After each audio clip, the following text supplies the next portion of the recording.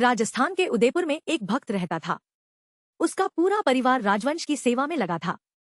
पर यह भक्त कुछ खास नहीं करता था। ना नौकरी करता, ना खेती, ना कोई काम। बस दिन भर भगवान का भजन करता रहता था। घर वाले उससे बहुत परेशान थे। बड़े छोटे सभी कहते, तुम भी कुछ करो, घर में बैठे बैठे क्या होगा। लेकिन उसकी भक्ति इतनी गहरी थी कि उसे कोई वर्ल्डली काम करने की इच्छा ही नहीं होती थी।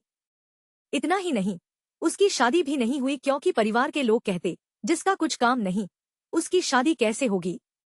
एक दिन उसने कहा, अगर आप लोगों को मुझसे इतनी परेशानी है तो मैं चला जाता हूँ, जंगल में रहूंगा।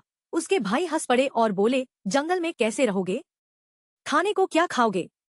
वह मुस्कुराया और बोला, मैं खाने के लिए नहीं जीता, भगवान के भजन के लिए जीता हूँ। जंगल में फल फूल खाकर रह लूंगा। उसने घर छोड़ दिया, जंगल में गया।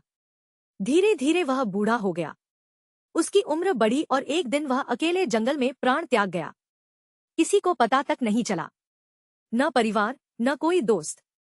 पर साकेत के रत्न सिंहासन पर बैठे भगवान राम के नेत्र आंसुओं से भर गए। हनुमान जी ने पूछा, प्रभु क्यों दुखी हैं? आपकी आंखें क्यों नम हैं? राम जी ने कहा, मेरे एक भक्त ने अपना पूरा जीवन मेरा स्मरण किया, भजन किया, अपने घर तक को त्याग दिया। जब वह अंतिम सांस लेने वाला था, उसके भाई बोले, अंतिम संस्कार कौन करेगा?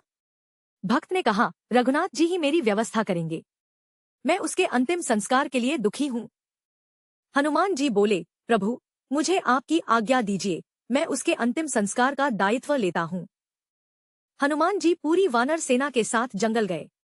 उन्होंने सातों समुद्रों का जल, विश्व की नदियों का जल इकट्ठा किया। भक्त के शव को जल से स्नान कराया, फिर चंदन की लकड़ियों से सुंदर चिता बनाई। पूरे विधि विधान से अंतिम संस्कार किया। उनकी श्रद्धा और भक्ति से वह क्षेत्र शुद्ध हो गया। जहां भटकती आत्माएं थी, वे सभी मुक्त हो गईं।